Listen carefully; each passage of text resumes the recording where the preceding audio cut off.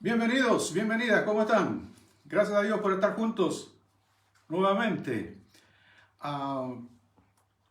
Especial saludo para quienes escuchan la palabra en el norte de nuestro país, en Arica, en Iquique. Bendiciones para todos ustedes. La gracia de Dios esté en sus corazones. Nosotros en nuestro culto acabamos de leer el libro de Mateo, capítulo 18, 19, verso 8 en adelante. Y parto haciendo tal vez una pregunta, porque les podrá llamar la atención a quienes acabamos de leer este verso. Repito, Mateo 19, el verso 8 particularmente. Si existirá alguna relación entre el divorcio y el aborto. Aparentemente no, pero a través de este mensaje sí vamos a lograr encontrar una relación en particular con el tema del aborto, del cual yo ya he predicado, y si alguien quiere buscar la primera parte de este mensaje lo puede encontrar en el título Las 14 semanas, porque hace muy poquito, menos de un mes, en la Cámara de Diputados de nuestro país se aprobó la idea de legislar respecto de la despenalización del aborto hasta las 14 semanas. Ustedes saben bien que hasta hoy el aborto no penalizado está solo para 3 causales, lo cual ya en su minuto significó también un gran debate. Solo en caso en que la vida de la mujer esté en peligro, para la eventualidad en que el feto, ¿cierto?, revista o tenga una incompatibilidad con la vida fuera del útero, también ese tipo de patología estaría exenta de alguna que estuviera reñido con la ley. Y el tercer caso, cuando el embarazo sea producto de una violación. Bueno, este tema que ha cruzado también los debates de los candidatos presidenciales, la única mujer que está allí en algún minuto puesta para que dijera su opinión al respecto, ella dice que en realidad el aborto es una realidad en nuestro país, claramente es una realidad, y ella dice, independientemente de nuestras creencias y de lo que nosotros deseemos. En términos de los abortos que se realizan en nuestro país, los que están controlados, aquellos que son seguidos por el Ministerio de Salud, son hasta el año pasado poco más de 1.800 casos. Pero de los abortos clandestinos, no hay una cifra, no hay cómo saber la cifra exacta de esto. Hay estudios que hablan de 70.000 abortos al año. Hay otros señores parlamentarios que discutiendo esto hablaban de más de 200.000 al año. No hay una cifra, pero gira entre eso, entre 70.000 a 200.000 casos de abortos al año. Los argumentos que ponen las autoridades parlamentarias en pro y en contra de esta ley que hoy pasó ya al Senado y allí ha de discutirse, los argumentos que se dan para esto, en particular quienes propusieron esta ley, gira en torno a 2 o 3 conceptos. Los que están a favor de ello hablan de derechos de la mujer, hablan de derechos de la mujer sobre su propio cuerpo, y hablan de, en realidad, que no puede ser que esto no se dé en virtud de que no puede ser un privilegio que esté condicionado a la capacidad económica. Es decir, el tema es derechos sobre el cuerpo de la mujer, derechos de la mujer en la igualdad de género, y que no puede darse esto por simplemente una capacidad económica. Es decir, claramente, sin hacer caricatura de esto, no es que ellos estén buscando, ¿cierto? Como muchos de ellos mismos defienden, que haya aborto indiscriminado y que se dé rienda suelta a esto, sino lo que están persiguiendo efectivamente es una protección a la mujer. Esos son los argumentos, básicamente porque aquí hay un tipo de sesgo de clase, es decir, las que tienen más recursos logran tener intervenciones quirúrgicas en clínicas privadas, pero mientras las que no tienen, las que carecen de recursos, se exponen a riesgo sanitario importante. Entonces, debido a esta desigualdad social, son las mujeres, las mujeres pobres en realidad de nuestro país, las niñas, las adolescentes. Hoy día con el tema que tenemos de la inmigración, las mujeres inmigrantes, las que no cuentan con los recursos, no tienen las redes necesarias para que les apoyen para acceder a un aborto seguro. Entonces,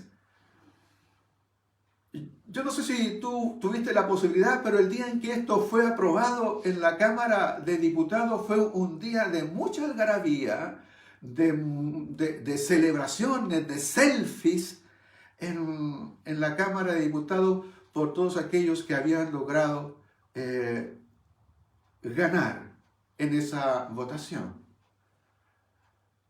Día que para los que creemos que la vida humana es sagrada aún desde la concepción, no fue un día para celebrar, fue un día más bien nefasto, fue un día triste, en que nosotros notamos cómo la cultura nuestra está yéndose por un camino que no es el que nosotros nos agradaría, no es el que nosotros nos gustaría, y la pregunta es cómo enfrentamos esta triste realidad. ¿Cómo le hacemos frente a esto que se nos avecina? Porque quisiera estar equivocado, pero pareciera ser que lo que va a venir de vuelta del Senado no va a ser algo muy distinto. Y hablar de esto no hay una respuesta fácil, no hay una respuesta sencilla, no hay algo tan fácil de poder tratar. Cuando hablamos de valores, cuando hablamos de cosas que están en el corazón de las personas, de la creencia, de lo que cada quien opina, no es sencillo. Exige mucho discernimiento al respecto. Y en una ocasión Jesús se ve enfrentado a un tema valórico que los legisladores de la época, quienes conocen la ley, quienes manejan la ley, el concepto, la licitud o no, van frente a Jesús para una pregunta. Y aquí tal vez hago la relación con lo que dije al comienzo, y es un trabajo que tiene Cristian Roncagliolo, que es el obispo auxiliar de Santiago, que hace una relación bien interesante y quisiera compartir con ustedes. La pregunta que le hacen los fariseos a Jesús en ese minuto es la siguiente. Le dicen, si acaso es lícito, si es legal que un hombre se divorcie de su mujer. La respuesta de Jesús fue concluyente y de inmediato. Jesús respondió, dijo, lo que Dios ha unido, no lo separe hombre alguno.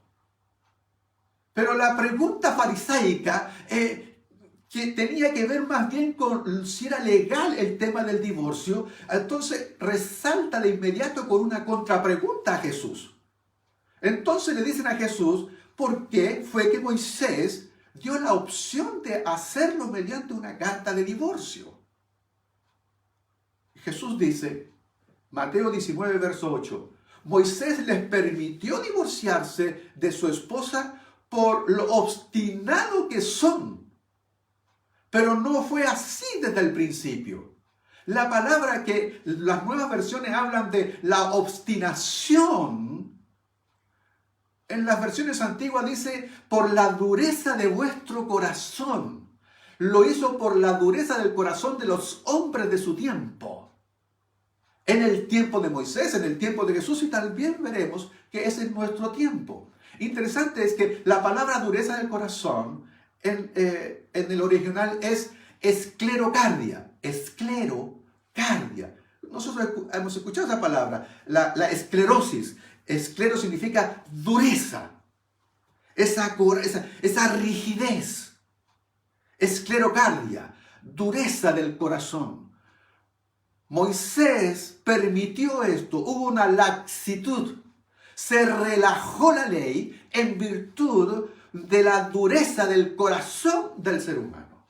No porque Dios lo quisiera, no porque fuera lo correcto. Fíjate, los fariseos no preguntan si era bueno o era malo, no hablan en términos de moralidad, lo que hablan es en términos de la licitud, si es legal o no que el hombre divorcie o se divorcie con su mujer. La respuesta de Dios a través de Jesús es que el hombre no ha de separarse de su mujer, pero ellos reconvinieron de inmediato entonces porque Moisés lo permitió, porque era la posibilidad de tener una carta de divorcio, por la dureza de vuestro corazón. No es lo que Dios quiere, no es lo que Dios desea, es simplemente por la esclerocardia, por la dureza del corazón. Es decir, la ley se relajó en virtud de la dureza del corazón del hombre, de la mujer de ese tiempo.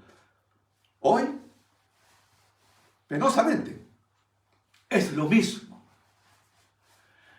En otros ámbitos, ya lo vemos, en la ley de despenalización del aborto, hasta las 14 semanas se presenta como si fuera un bien público.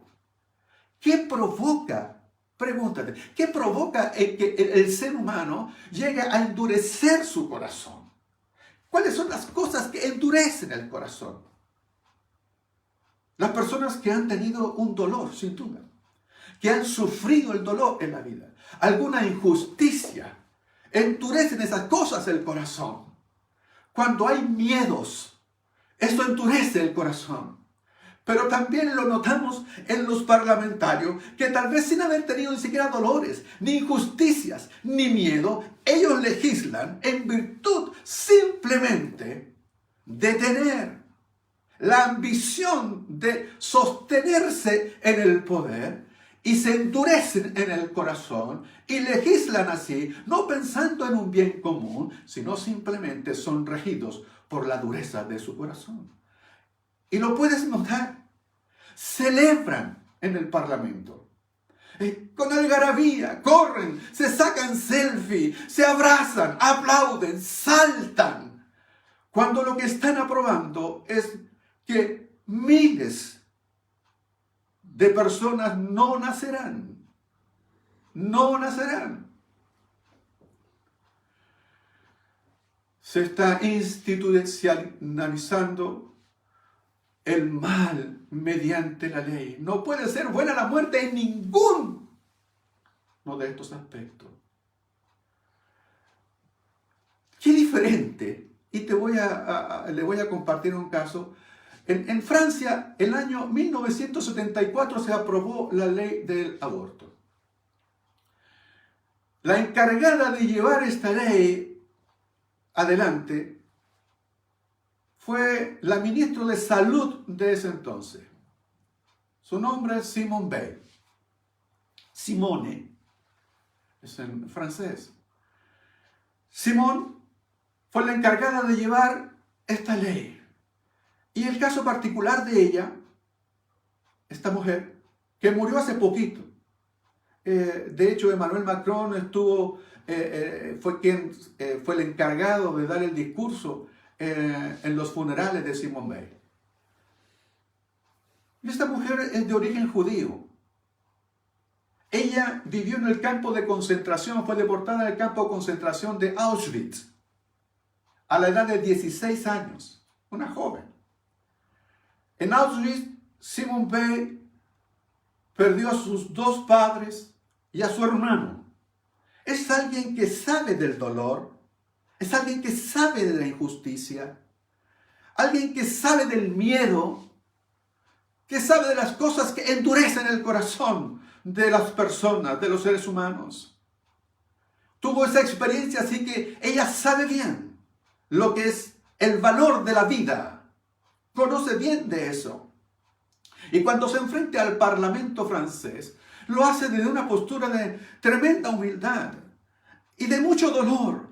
Sabe de lo que se trata, de lo que se lleva, de la ley que ella tiene que tratar de impulsar. Así que eso su vida misma claramente influyó. No le fue sencillo. Enfrenta al Parlamento de una manera totalmente distinta a lo que yo puedo ver en los parlamentarios de mi país. Parlamentarios sobre los cuales no he podido decir desde hace mucho tiempo que uno se sienta orgulloso de la forma en cómo argumentan, de lo razonable que pueden ser sus argumentos, pero no es así. Argumentan simplemente para las redes sociales. Argumentan simplemente para mantener una farándula. Quisiera compartir con ustedes, leí el discurso que hizo Simone Weil el año 1974 ante el Parlamento francés. Es un documento de 15 páginas, no lo voy a leer todo, obviamente.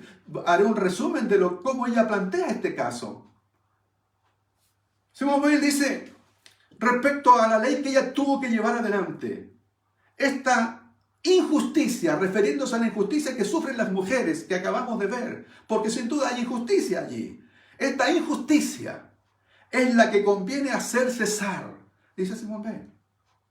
Pero, ¿cómo lograrlo? Esa es la pregunta. Pero ¿cómo lograrlo?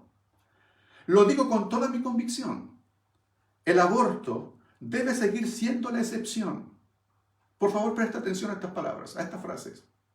Ojalá me escucharan nuestros parlamentarios. El aborto debe seguir siendo la excepción. El último recurso para situaciones sin salida. Situaciones sin salida. Pero, pregunta Simone Weil a los parlamentarios en Francia, ¿cómo tolerarlo? Habla de tolerancia, esta ley, pero ¿cómo tolerarlo? Sin que pierda este carácter de excepción, sin que deje de ser excepción, sin que la sociedad parezca fomentarlo.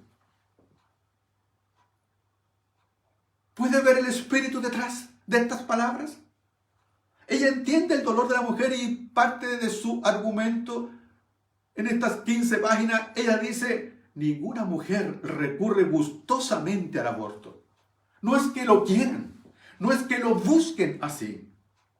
Basta con escucharlas, dice Simone Weil. Es siempre una tragedia. Atención, el aborto siempre es una tragedia. Y seguirá siendo una tragedia.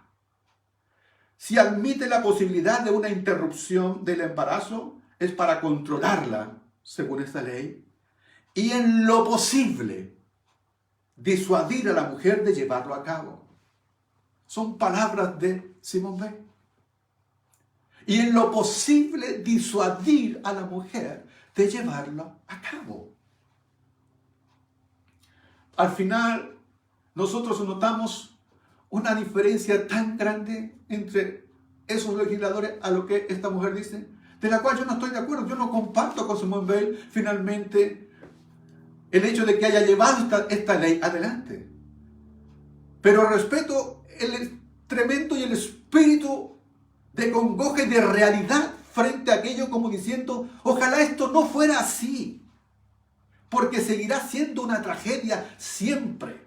Siempre será una tragedia. Pero ella nunca usó palabras como el derecho a la mujer, el derecho al cuerpo de la mujer. No usó nunca eso. No creía en aquello. Más bien quiere un aspecto de justicia y de reparo y de ayuda a las mujeres francesas.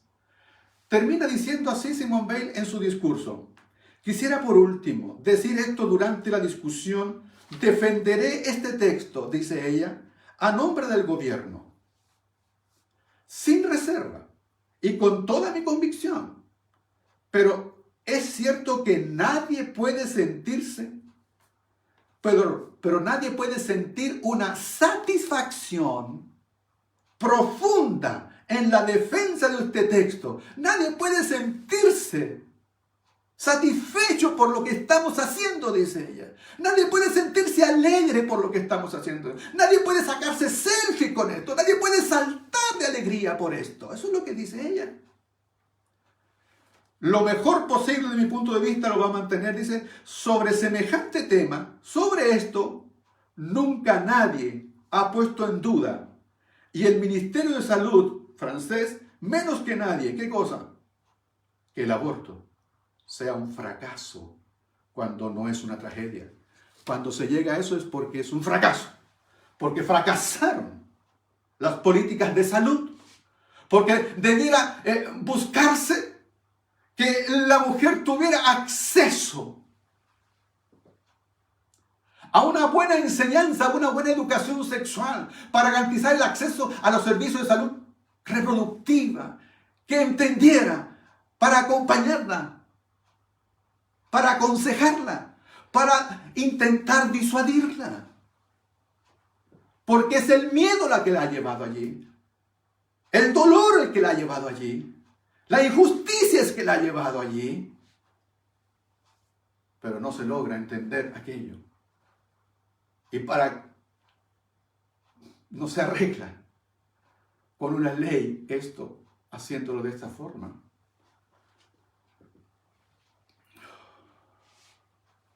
Simone Weil no defendió derechos de soberanía del cuerpo de la mujer, ni derechos de igualdad, no fue eso.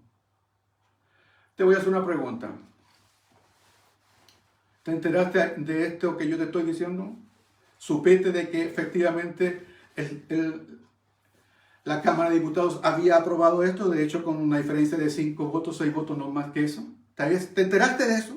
¿Que había ocurrido así? Es muy probable que no. ¿Sabes por qué? Porque te enteraste del cuarto retiro del 10%. Te apuesto, sin temor a equivocarme, que de lo que aprobaron en la Cámara de Diputados para el retiro del cuarto retiro del 10%, estoy seguro que estás enterado, que lo aprobaron y que ahora también pasó a la Cámara del Senado. ¿Estás enterado de eso? Estoy casi seguro que estás enterado de ello, porque fue cubierto por todos los medios. Pero no te enteraste de esto otro. ¿Y sabes? Ocurrió el mismo día. El mismo día en que fue legislado la idea de legislar respecto del aborto, el mismo día, después de solo 4 horas de debate, en que se legisló para el aborto después, antes de las 14 semanas, el mismo día se legisló para el cuarto retiro. Pasó inadvertido. Nadie supo, no fue cubierto por los medios. Es que parece que es como un signo, una muestra de cómo está nuestra sociedad. Que es más importante lo del bolsillo. Que sigue siendo, incluso aún el mismo aborto, cuando se menciona que no puede ser un privilegio, una condición por la capacidad económica. Pareciera ser que es más importante el dinero que la vida de las personas, del ser humano, y aún de él, que no tiene voz hoy y que está por nacer. En nuestra cultura pareciera ser más importante ese éxito, el dinero, lo que podamos obtener de allí, porque la necesidad es hoy día inmediata. Pero ¿quién defiende? ¿Quién discute? Ojalá se pudiera reclamar con la misma fuerza que hoy se reclama para obtener ese cuarto retiro, poder reclamar, para poder defender a aquellos que no tienen quien les defienda. El fariseísmo sigue campeando por los pasillos de nuestro Senado, de nuestros parlamentarios. Es como en los tiempos de Jesús y en los tiempos de Moisés, por la dureza de vuestro corazón. Sigue siendo hoy día la norma. Va a llegar el día triste, el día nefasto que se nos viene. Un día oscuro en que se preguntará si en Chile es lícito abortar. Y la respuesta será sí, es lícito. Pero no nos equivoquemos. El hecho que sea lícito, el hecho que sea legal, no significa que es lo que Dios quiere. No significa que es lo que Dios desea. No es lo que Dios defiende. Es por la dureza del corazón del ser humano. Sabremos que será lícito. Sabremos que será legal, pero no por ello será lo correcto, lo bueno, lo que Dios ha deseado para nosotros. No es la búsqueda del bien para nosotros aquello. Se legisla en virtud de lo que simplemente se tuitea en las redes sociales, lo que está diciendo un grupo de personas. Se legisla en virtud simplemente de ellos. Para proteger los derechos de la mujer, ya dije, hay que enseñarles aún desde pequeña en la correcta educación sexual. Que tengan acceso a saber cómo es la política de reproducción de nuestro país. Mujer, una palabra para ti. Donde quiera que estés, donde quieres que escuches esta palabra para ti, abortar no va a resolver tu problema. Estás hoy con miedo, con dolores, por injusticia, por lo que fuera. Abortar resolverá simplemente el problema del embarazo, pero no el problema. Resolverá el embarazo, pero no tu problema. Es algo que no podrás sacarlo de ti. Es la realidad de muchas mujeres que hoy, en las instituciones que las acogen, que después del aborto quedan con ese trauma, sino de por vida por mucho tiempo, porque el problema no se ha ido. La ley no arreglará tu problema. ¿Puedes entenderlo? Busco que puedas disuadir de esa idea. Hay maneras que puedes arreglar eso sin quitar la vida a ese ser. Esa persona puede tener una posibilidad de vida, de exterminar los planes que puede tener Dios para esa persona, para ese niño, esa mujer. Es lo mejor, no la ley. Hay un camino alternativo que Dios te ofrece. Niña, adolescente, hay un camino mejor. El libro de Proverbios capítulo 28, verso 14, dice así. Bienaventurado el hombre, bienaventurada la mujer, que teme a Dios, que respeta a Dios, pero el que endurece su corazón caerá en el mal. Líbrate de ese corazón endurecido. Por eso, como dice el Espíritu Santo, si ustedes oyen hoy la voz de Dios, no endurezcan su corazón como lo hizo el pueblo que no quiso creer en Dios y demandó agua en el desierto. Dice el libro de Hebreos, capítulo 3, verso 7. Si hoy escuchas la voz de Dios, no endurezcas más tu corazón. Quienes están liderando, quienes están gobernando, quienes están tras estas leyes, si escuchan hoy la voz de Dios, no endurezcan más el corazón. No endurezcan más el corazón. Podrán llegar a ser ley, pero no es lo que Dios desea para miles de niños a los cuales Él les dio la vida. No tienen el derecho de quitársela. Dios demandará de cada quien la responsabilidad de aquellos que, endurecidos de corazón, no escucharon la voz de Dios. Amén.